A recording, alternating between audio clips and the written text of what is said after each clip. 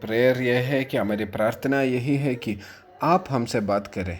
हम आज प्रचार नहीं, एक बाइबल क्लास की तरह, एक उपाध्याय सिखाने की तरह हम आपके बारे में से बोलना चाहते हैं। आप हमारे साथ रहिएगा। आपके वचन से बोलते वक्त आपका पवित्र आत्मा हम सब पर मंडराने के लिए यीशु मसीह के नाम से मांग रहे हैं। और हम में नई सृष्टि और हम में एक नया आशीष और नया ज्ञान आपकी ज्ञान से होने के भरने के लिए यीशु मसीह के नाम से मांग रहे हैं। मुझसे कोई गलती ना होने के लिए यीशु मसीह के नाम से मांग रहे हैं। और आपकी हित के अनुसार, आपकी चित्त के अनुसार, आपके वचन के विरुद्ध में कुछ भी मैं नहीं बोलूं, बस पूरी आपके अनुसार ही और आपके चित्त के अनुसार ही मैं बोलने पाऊँ। इसलिए आप मुझे आशीषित कीजिएगा। आपका सानिध्य मेरे साथ रहेगा, मेरे जीव के साथ रहेगा, मेरे बातें के साथ रहेगा। सब यीशु मसीह के नाम में आमीन। हालेलुया। जय मसीह की सबको। हम अभी एक बात मैं बोलना चाहता हूँ। अनेक लोग पूछते हैं क्या प्रभु परमेश्वर मनुष्य बनता है, या ये तीन परमेश्वर है मसीहों के लिए, या सिर्फ एक ही है? क्या एक कौन सा है, क्या है, पूछते हैं बहुत लोग। इसके लिए उत्तर बहुत बहुत बहुत स्पष्ट रीति में वचन में है। वो पुराने नियम में है और नए नियम में भी है। लेकिन अनेक लोगों को मालूम नहीं है। ऐसे अगर कोई प्रश्न पूछे, तो अगर कोई आपसे बोले, आप बोलते हैं कि एक ही प्रभु है, लेकिन त्रिमूर्तियों को आप प्रेयर करते हैं बोलेंगे, तो उसका उत्तर देना हमको मालूम नहीं जानते। लोग बोलते हैं कि यीशु मसीह भी एक अवतार है, जैसे कि 10 अवतारों है महाविष्णु की, वैसे ही एक अवतार और है वो जो यीशु मसीह की है। ऐसा प्रश्न पूछते हैं। तो इसके लिए जो वचन में है मैं बोलना चाहता हूँ।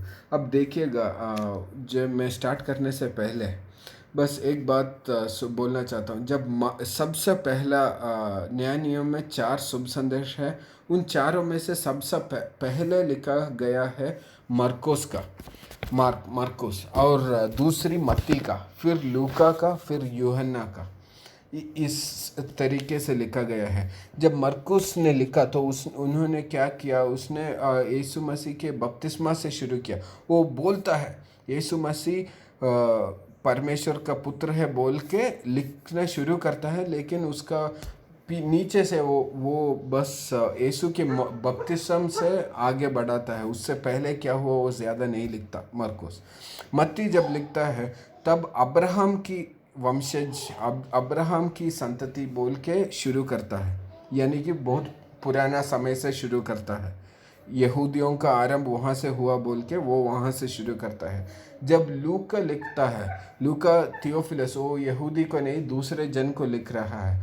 जब वो यीशु मसीह का क्या बोलते हैं अपना जीवन का कथा, शुभ संदेश लिख रहा है, उस समय में वो आदम का पुत्र, परमेश्वर का पुत्र, आदम का पुत्र बोल के शुरू कर यीशु मसीह का वंशावली देता है।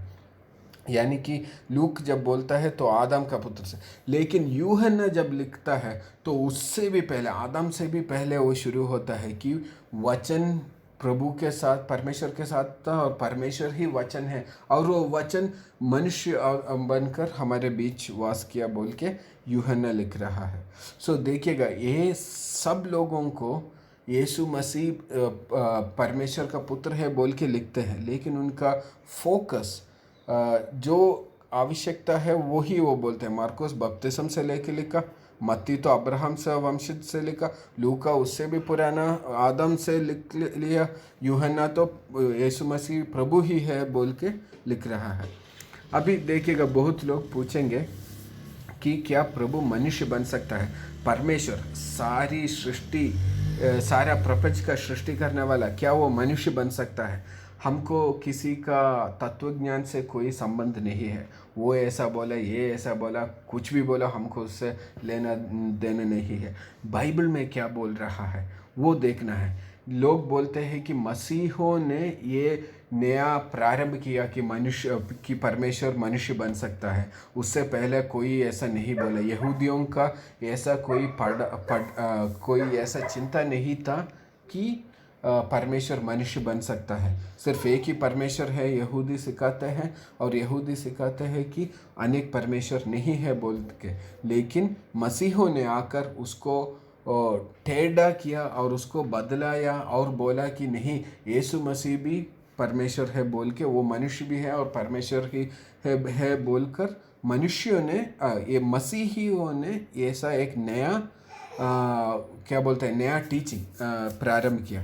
लेकिन हम पुराने नियम में क्या है देखते हैं। हम जेनेसिस 18 चैप्टर 18 वर्स 13 को हम पढ़ते हैं। Genesis chapter 18 verse 13 verse 1 verse 2 please Sam brother. Genesis 18 1 and 2।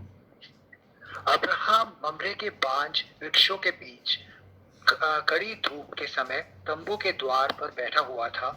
तब यहोवा ने उसे दर्शन दिया। हाँ, तो कौन दर्शन दिया उसको? यहोवा ने, करेक्ट। अब सेकंड वर्स पढ़िएगा। उसने आंख उठाकर दृष्टि की तो क्या देखा कि 3 पुरुष उसके सामने खड़े हैं। अब देखिएगा, 3 पुरुष हैं। तो यहोवा ने दर्शन दिया, लेकिन जब अब्राहम देख रहा है तो 3 पुरुषों को देखा। अभी हम वर्स 13 को पढ़ेंगे। वर्स 13। तब यहोवा ने अब्राहम से कहा, देखिएगा, अभी देखिएगा, 3 मनुष्य आकर अब्राहम से बातचीत कर रहे हैं। 1 2 3 4, लास्ट 13वीं वचन में वही आदमी अब्राहम से बात कर रहा है, लेकिन अब लिख रहा है कि यहोवा ने अब्राहम से कहा। वर्स 17 भी देखिएगा। तब यहोवा ने कहा, देखिएगा, यहोवा ने कहा, पुरुष थे वो अब्राहम के साथ खाए। हम वहाँ लिखते हैं कि अब्राहम उनके लिए खाना तैयार किया। अभी वो पुरुष है, वो यहोवा ने आया भी लिखा है। अभी लास्ट वर्स 33 लिखिएगा। Verse 33 and next chapter first verse. Verse 33 या जब यहोवा अब्राहम से बातें कर चुका तब चला गया और अब्राहम अपने घर को लौट गया। अगला वाक्य भी। सांझ को वे 2 दूत सदोम के शुक्रिया, पास आए। Thank you.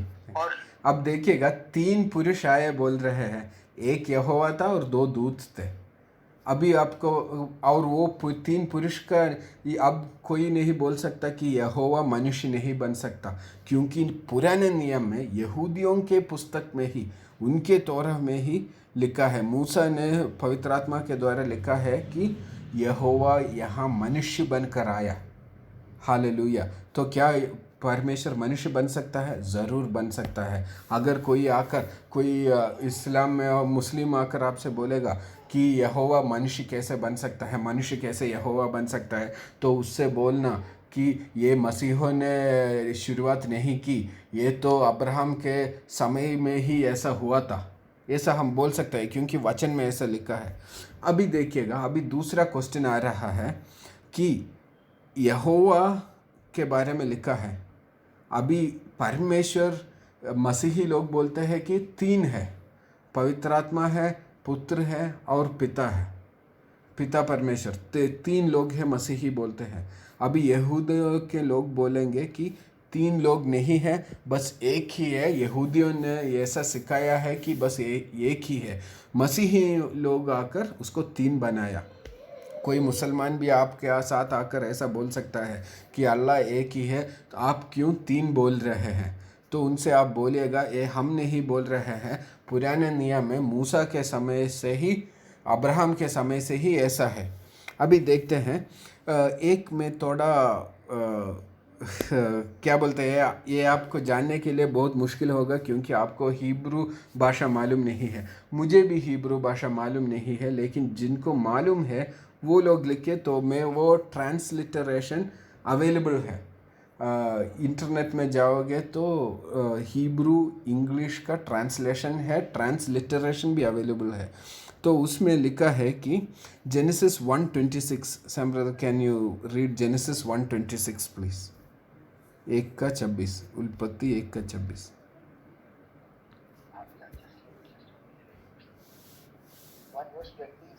या फिर परमेश्वर ने कहा, हम मनुष्य को अपने स्वरूप के अनुसार अपनी समानता में बनाए। हाँ, शुक्रिया ब्रदर। यहाँ इंग्लिश में लिखा है let us make man in our image. Us और आवर प्लूरल है, यानी कि बहुवचन है।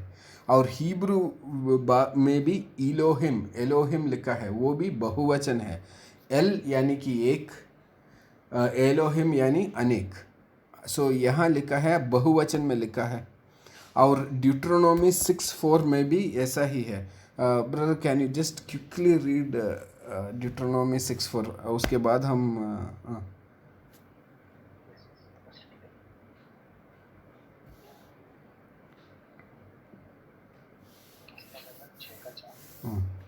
हे इस्राएल सुन, यहोवा हमारा परमेश्वर है, यहोवा एक ही है। हाँ, बस अभी देखिएगा, हिंदी में एक यानी कि एक है, लेकिन अगर हम बोलेंगे कि एक परिवार, एक परिवार बोलेंगे तो उस एक में कितना है? एक है या अनेक है?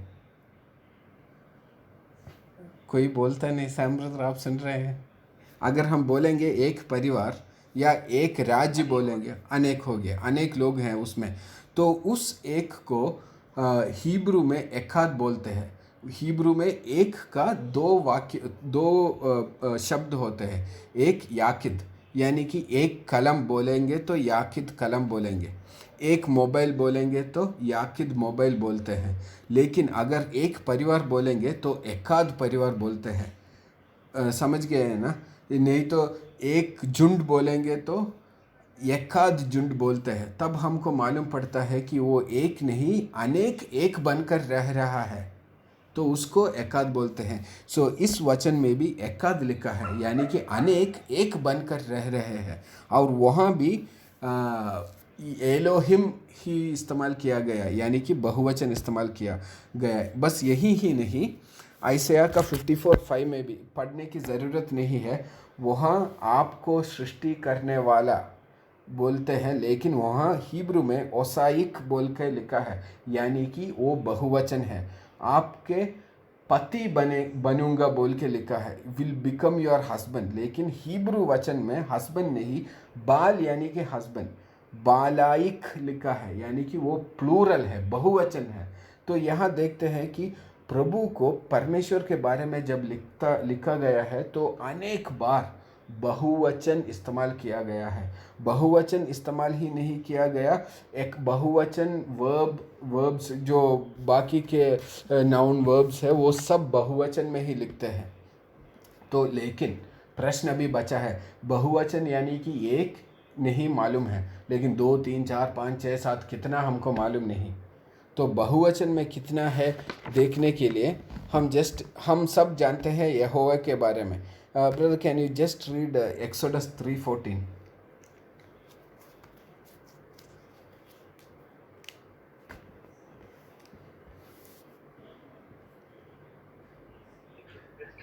एक्सोडस 3:14। परमेश्वर ने मूसा से कहा, मैं जो हूँ सो हूँ। फिर उसने कहा, तू इस्राएलियों से ये कहना, जिसका नाम मैं हूँ है, उसी ने मुझे तुम्हारे पास भेजा है। हाँ, शुक्रिया ब्रदर। यहाँ लिखा मैं हूँ, यानी कि यहोवा है, प्रभु का नाम है बोल रहा है। अभी अंग्रेज़ी में अनेक लोग बोलेंगे कि ये याहवे है, यहोवा नहीं है, उसका शब्द बोलना हमको मालूम नहीं है, ऐसा बोलते हैं। लेकिन ऐसा कुछ नहीं है। 1000 से अधिक लिखित किताबें मिली हैं जिन पर यहूदियों ने यहोवा ही लिखा है, YHWH, याहवे नहीं, यहोवा ही पूरी रीति से लिखा हुआ है। 1000 से अधिक किताबें मिली है। वही नहीं, जब याह नाम पहले आएगा तो उसको यहो बोलते हैं, जैसे यहोयाकीम, यहोयदा, यहोशुआ, ऐसा यहो कह के आखिर में आते वक्त याहू बोलते हैं, जैसे नतन्याहू, एलियाहू, ऐसा। लेकिन यहाँ याह पहले आ रहा है नाम का, तो यहो बोलते हैं, यहोशुआ जैसा यहो बोलते हैं। और आखिर में जो वाह है वो 2 क्रॉनिकल्स 20:37 में एक नाम है दोडावाह, वही आखिर वाला शब्द यहाँ भी लिखा है। तो हमको मालूम है कि ये यहोवा है, इसका प्रोनाउंस हिंदी में करेक्ट लिखा है यहोवा। इंग्लिश अनेक किताबों में याहवे कह के लिखते हैं, वो गलत है। बाइबल के अनुसार वो यहोवा ही है, हिंदी में करेक्ट है। तो हमको मालूम है कि एक यहोवा है, परमपिता है। अब अगला दूसरा सिर्फ 2 वाक्य ही हम पढ़ेंगे, बहुत वाक्य है। Genesis 1:2 and Isaiah 63:14।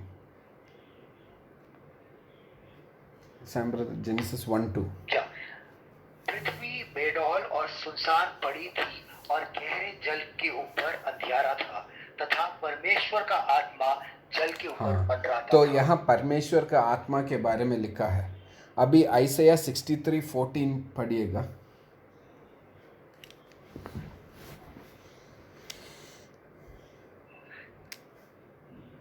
जैसे घरेलू पशु तराई में उतर जाता है, वैसे ही यहोवा की आत्मा ने उनको विश्राम दिया है। Thank you brother. यहोवा का आत्मा बोल के लिखा है। अब एक और लास्ट पढ़ेंगे, आइसाया 63:10, सेम चैप्टर वर्स 10।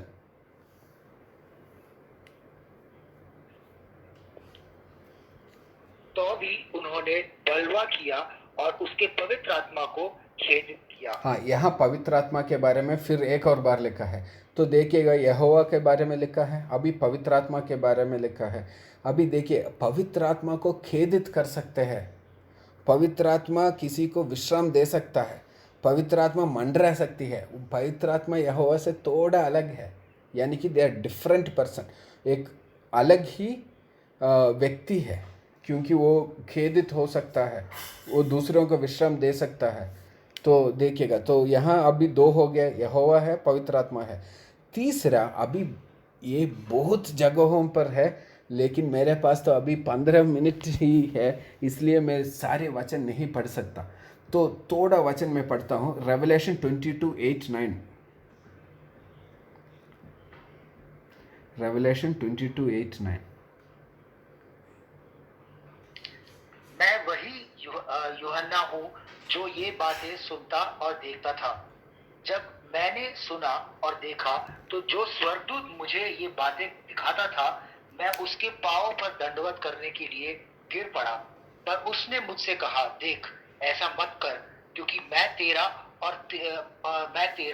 तेरे भाई भविष्यवक्ताओं और इस पुस्तक की बातों के मानने वालों का संगी दास हूँ। हाँ, थैंक यू ब्रदर। यहाँ देखिएगा, एक मालक के देवदूत के सामने जब यूहन्ना दंडवत करता है तो देवदूत बोलता है, मैं सखी दास हूँ, आपके जैसा ही मैं भी एक सखी दास हूँ, मुझे दंडवत नहीं करना। यानी कि मालक के सामने, देवदूत के सामने दंडवत नहीं करना चाहिए, ऐसा लिखा है, बाइबल में ही लिखा है। लेकिन brother quickly, Zechariah 3:2-3-4, Zechariah comes before the last book of Old Testament. Before Malachi, it is Zechariah. Zechariah chapter 3 verse 2-3-4. तब यहोवा ने शैतान से कहा, हे शैतान, यहोवा तुझको घुड़के, यहोवा जो यरूशलेम को अपना लेता है, वही तुझे घुड़के। क्या ये आग से निकाली हुई लुट्टी सी नहीं है? उस समय यहोशू तो दूत के सामने मैला वस्त्र पहने हुए खड़ा था। हाँ, बस तब दूत ने उससे कहा, वो जकरिया का चैप्टर 3 का वर्स 1 भी एक दूत के बारे में लिख रहा है। यहोवा बोल रहा है कि यहोवा तुझे डांटे, तो वो यहोवा को सीधा सीधा डांट सकता है ना, क्यों नहीं बोलता है कि यहोवा तुझे डांटे। और वर्स 1 एक बार पढ़िएगा, जकरिया 3:1 and 2। उसने यहोशू महायाजक को यहोवा के दूत के सामने खड़ा हुआ। बस यहोवा का दूत के सामने आके खड़ा हुआ था, और दूत बात कर रहा है या यहोवा बात कर रहा है मालूम नहीं, बहुत कंफ्यूजन है। अगर यहोवा बात कर रहा है तो यहोवा सीधा सीधे शैतान को डांट सकता है, लेकिन यहाँ दूत बोल रहा है यहोवा तुझे डांटे, यहोवा ही बोल रहे हैं यहोवा तुझे डांटे। तो कंफ्यूजन आ रहा है, अभी समझ में नहीं आ रहा दूत कौन है, यहोवा कौन है। हमको मालूम है यहोवा है, हमको मालूम है कि पवित्र आत्मा है।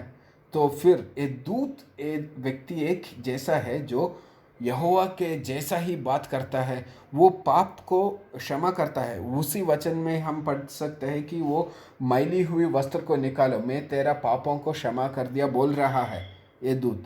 तो यहाँ देखेंगे तो सबको बहुत कुछ मालूम नहीं पड़ा। ये पुराने नियम में है, मसीहों ने शुरू नहीं किया। Brother, genesis 48 15 and 16 please.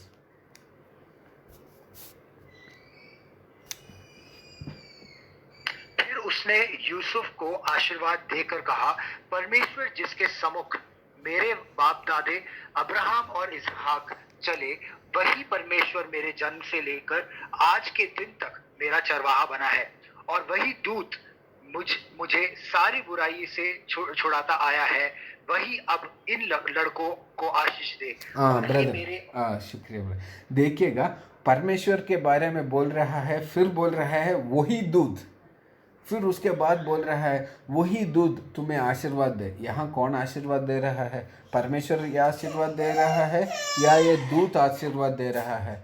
कौन आशीर्वाद दे रहा है यहाँ? तो फिर देखिएगा, इसके लिए यहूदियों के पास कोई उत्तर नहीं है। यहाँ याकूब एक दूत से प्रार्थना कर रहा है कि उसको आशीर्वाद देने के लिए। बस यहाँ ही नहीं, अगर हम जेनेसिस 31 ब्रदर, जेनेसिस 31 11 12 13 पढ़ेंगे, ये कौन दूत है? ये दूत कौन है हमको मालूम पड़ना चाहिए ना। याकूब दूत का नाम लेकर आशीष कर रहा है। याकूब उसी दूत को परमेश्वर का नाम भी बोलकर उसी दूत को बुला रहा है कि वो दूत परमेश्वर है। हम पढ़ेंगे वही दूत, यानी परमेश्वर के बारे में लिखकर फिर वही दूत बोल के क्यों लिखा है? तो क्या याकूब को दूत और परमेश्वर के अंतर मालूम नहीं है क्या? क्या याकूब दूत का प्रार्थना कर रहा है? जेनेसिस 31 11 12 13 फास्ट में। तब परमेश्वर के दूत ने स्वप्न में मुझसे कहा, हे याकूब। मैंने कहा क्या आज्ञा? उसने कहा, आंखें उठाकर उन सब बकरों को जो बकरियों पर चढ़ रहे हैं देख, कि वे धारी वाले, चित्ती वाले और धब्बे वाले हैं, क्योंकि जो कुछ लाबान तुझसे करता है वो मैंने देखा है।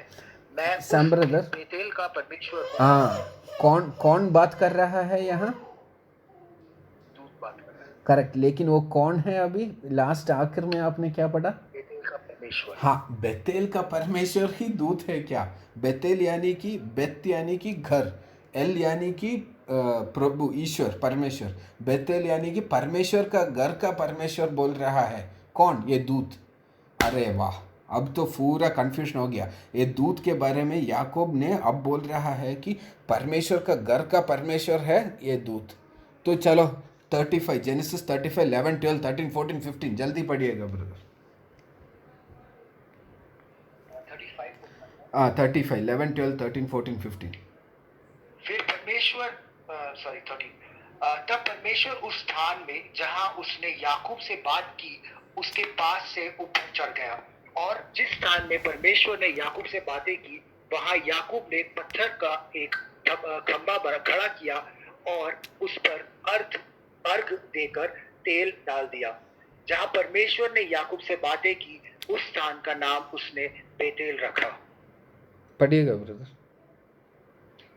फिर उन्होंने बेतेल से कूच किया, और इफ्राता थोड़ी ही दूर रह गया था कि राहेल को बच्चा तो कोई बात नहीं, वहाँ गॉड ऑलमाइटी नामक एक व्यक्ति नाम लिखा है, बेतेल का परमेश्वर बोल रहा है। हाँ, यहाँ याकूब बेतेल का परमेश्वर बोल के लिखा है। इंग्लिश में गॉड ऑलमाइटी यानी कि एल शादाई तो यहोवा है, और यहाँ लिख रहा है कि बेतेल का परमेश्वर ही परमेश्वर बोल के लिखा है, और बेतेल का परमेश्वर ही ये प्रत्येक देवदूत के बारे में लिखा है। ये कौन है ये बेतेल का परमेश्वर? ये कौन है ये स्पेशल देवदूत जो आराधना स्वीकार करता है? हम पढ़ने के लिए समय नहीं है, लेकिन मूसा से वो आग में बात करने वाला कौन था? वो brother, if you want just read exodus 3:2-3। और परमेश्वर के दूत ने एक कटीली झाड़ी के बीच आग की लौ में उसको दर्शन दिया। Read one more. और उसने दृष्टि उठाकर देखा कि झाड़ी जल रही थी पर भस्म नहीं होती। Read further. तब मूसा ने कहा, मैं उधर जाकर उस बड़े आश्चर्य को देखूंगा कि वह झाड़ी क्यों नहीं जल जाती। जब यहोवा ने देखा कि मूसा देखने को मुड़ा चला आता है, तब परमेश्वर ने झाड़ी के बीच से उसको पुकारा, हे मूसा, हे मूसा।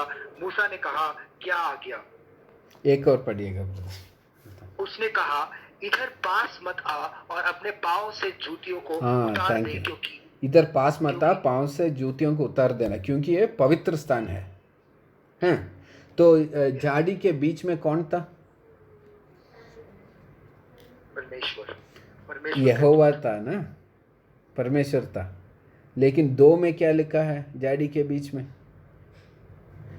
परमेश्वर के दूत ने तो यहोवा भी है और परमेश्वर का दूत भी लिखा है। तो अभी तो पूरा हो गया। तो जोशुआ में का किताब में भी यही लिखा है। 5 का 13, 14, 15 पढ़ने की समय नहीं है। उसमें लिखा है कि वहाँ बस एक देवदूत ही लिखा है, यहोवा नहीं लिखा, परमेश्वर नहीं लिखा। वो देवदूत बोल रहा है, पास मत आ, ये पवित्र स्थान है, तेरे जूते को हटाओ। यही बात जो यहोवा ने की, वही बात वो दूत भी बोल रहा है। तो अब देखिएगा, एक पवित्र आत्मा है, एक यहोवा है, दूसरा एक प्रत्येक दूत है, यानी कि परमेश्वर का घर का परमेश्वर बनने वाला दूत। कितने हुए साम भाई, कितने हुए? अब 3 हो गए। ये मैंने नया नियम से पढ़ा या पुराने नियम से पढ़ा? सब कुछ पुराने नियम में। सब कुछ यहूदियों के किताब में ही है ना, मूसा के। यानी 3 प्रभु है, 3 परमेश्वर है। इसका प्रारंभ यीशु मसीहियों ने नहीं किया, यहूदियों के ही किताब में है। लेकिन उन लोगों का शैतान उनका आंख बंद कर दिया। ये यहूदियों में अनेक लोगों को मालूम है, अनेक रबियों ने इसके बारे में लिखा भी है। हम नया नियम से जाने के लिए मुझे अभी समय भी नहीं है। बस 2 वाक्य हम पढ़ेंगे, 2-3 वाक्य पढ़ेंगे। Proverbs Psalm 2:12 brother.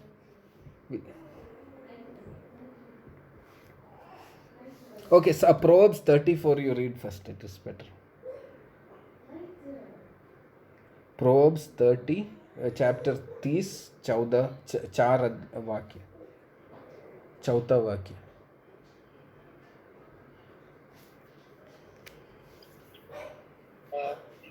अब 4 बोल रहे हैं। हाँ। कौन स्वर्ग में चढ़कर फिर उतर आया? किसने वायु को अपने मुट्ठी से बटोर रखा है? किसने महासागर को अपने वस्त्र में बांध लिया है? किसने पृथ्वी की सीमाओं को ठहराया है? उसका नाम क्या है? उसका नाम क्या है साम ब्रदर? उसका नाम क्या है? यहोवा। अगला वाक्य। और उसके पुत्र का नाम क्या है? हो। अभी देखिएगा, परमपिता परमेश्वर का पुत्र का नाम क्या है? किसने लिखा है? प्रोवर्ब्स शलोमोन ने लिखा है। उसका पुत्र का नाम क्या है? किसको मालूम? और दावीद ने, उसका पिताजी उस शलोमोन का बुद्धि से नहीं आया, उसका पिताजी भी ये जानता था। दावीद का सॉन्ग्स Psalm 2:12। पुत्र को चूमो, ऐसा ना हो कि वह क्रोध करे और तुम मार्ग ही में नष्ट हो जाओ।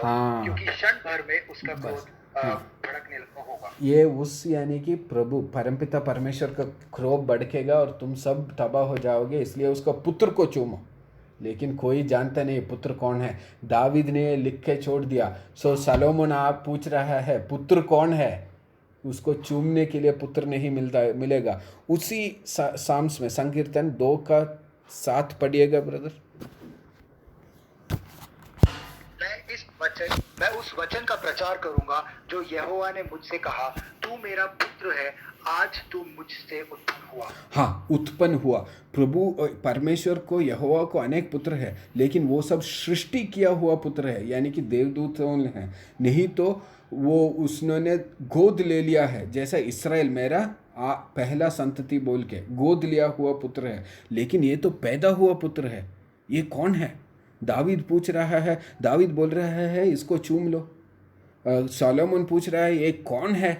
लेकिन उसका उत्तर कभी नहीं मिला जब तक यूहन्ना ने नहीं लिखा। यूहन्ना का 3:16 पढ़िएगा ब्रदर। क्योंकि परमेश्वर ने जगत से ऐसा प्रेम रखा कि उसने अपना इकलौता पुत्र दे दिया, हाँ। ताकि जो कोई उस पर विश्वास करे वह नष्ट ना हो परंतु अनंत जीवन पाए। इसका इकलौता उत्पन्न हुआ पुत्र, ओनली बिगॉटन सन, बिगॉटन। यूहन्ना 1:14 पढ़िएगा, उसमें वो वाक्य होगा उत्पन्न 1:14।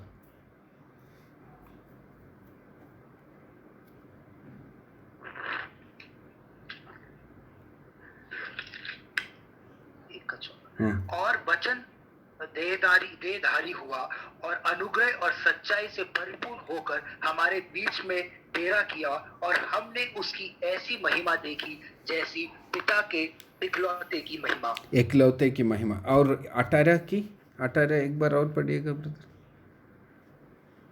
1:18। परमेश्वर को किसी ने कभी नहीं देखा, इकलौता पुत्र जो पिता की गोद में है उसी ने उसे प्रकट किया। इकलौता पुत्र, इंग्लिश में बिगॉटन नामक एक वाक्य है, यानी कि वही वाक्य जो साम्स 2:7 में पैदा हुआ पुत्र के बारे में लिखा है। अपने गोद में रहने वाला पैदा हुआ पुत्र कौन है देखिएगा। अभी हम देखेंगे तो और मैं बोलने के लिए मेरे 2 मिनट ज़्यादा ले लिया अभी, लेकिन ये पुत्र यहूदियों को मालूम है कि परमेश्वर बहुवचन में लिखा है। यहूदियों को मालूम है कि ऐसा एक देवदूत है जिससे आराधना किया जा सकता है। ऐसा एक देवदूत है जो यहोवा का नाम लेकर बोलता है। ऐसा एक देवदूत है जो योशुआ का पाप को क्षमा कर दिया। ऐसा एक देवदूत है जो पवित्र स्थान में रहता है, और मूसा भी जूते उतारना पड़ा।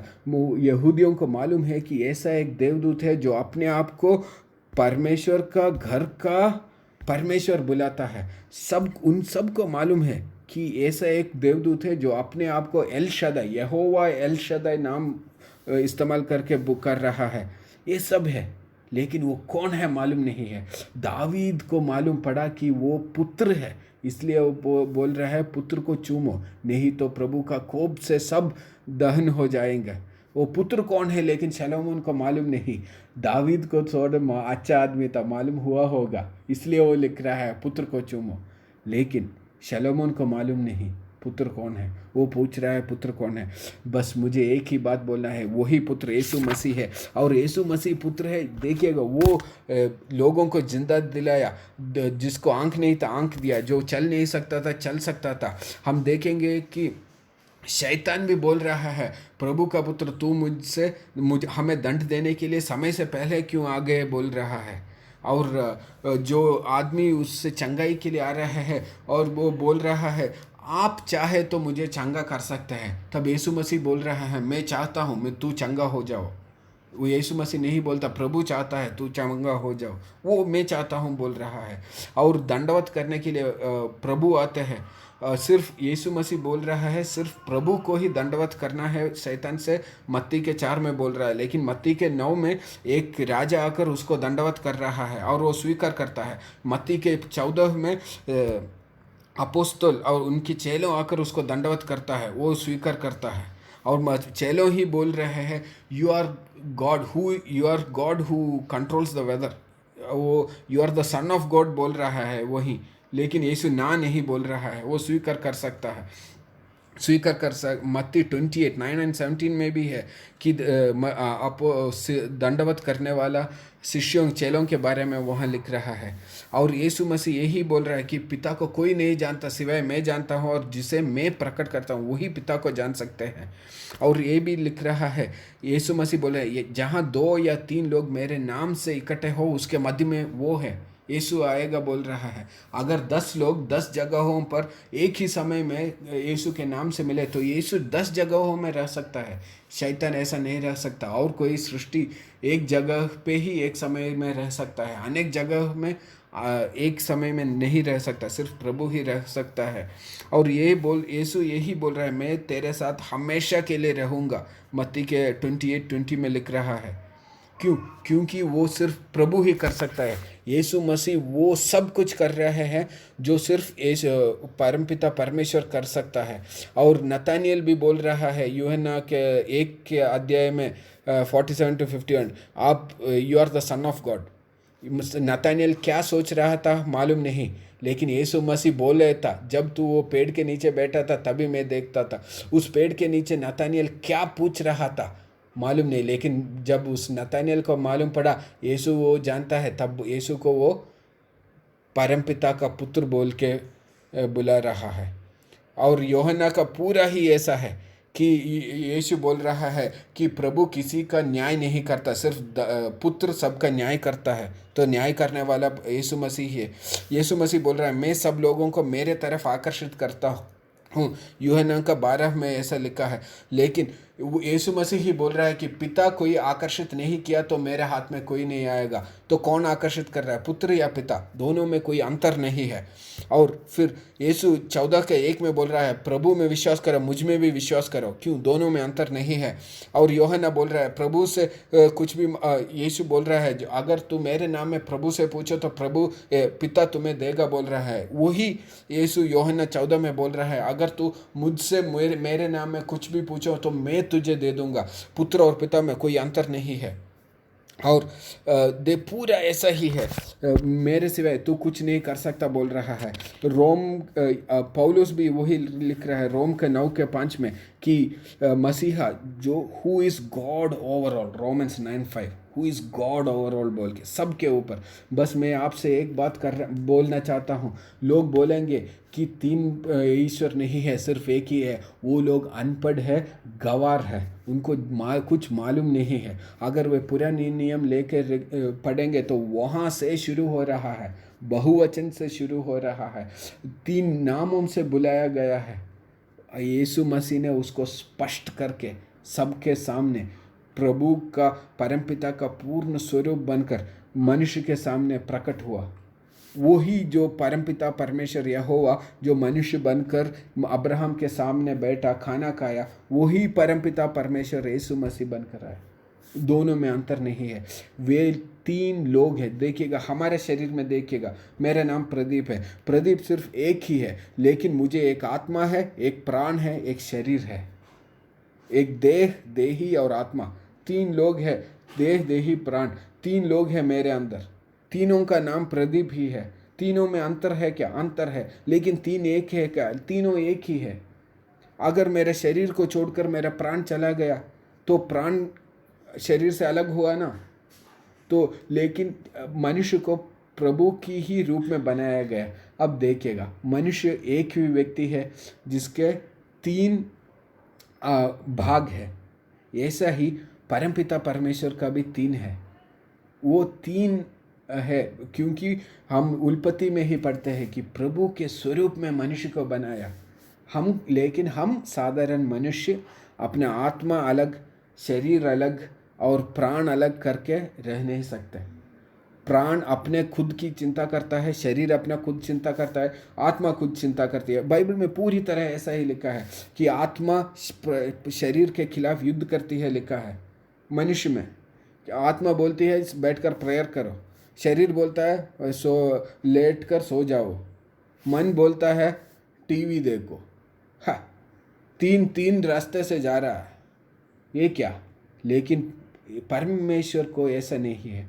3 है, लेकिन 3 एक ही रास्ते पे, एक ही चिंता से, एक ही शक्ति से, एक ही बात बोलता है। हालेलुया। अगर कोई बोलेगा आगे आकर कि परमेश्वर पिता कैसे पुत्र हुआ, पुत्र कैसा मनुष्य बन गया, तो बोल देना कि ऐसा बाइबल में है। अगर आपको बोलने की मालूम नहीं है तो जो मैंने बोला लिख के रखिएगा। इसका लिंक जो हमने जूनी पास्टर से पूछिएगा, जूनी पास्टर दे सकता है अगर आप जानना चाहता है तो। प्रभु आप सबको आशीर्वादित करे। मैं 10 मिनट ज़्यादा ले लिया, माफ़ कीजिएगा। प्रेयर करके क्लोज करता है। परमपिता परमेश्वर, आप ऐसे एक अवसर दिया इसलिए हम धन्यवाद बोल रहे हैं। आपका सानिध्य में हम सबको छुपाइएगा।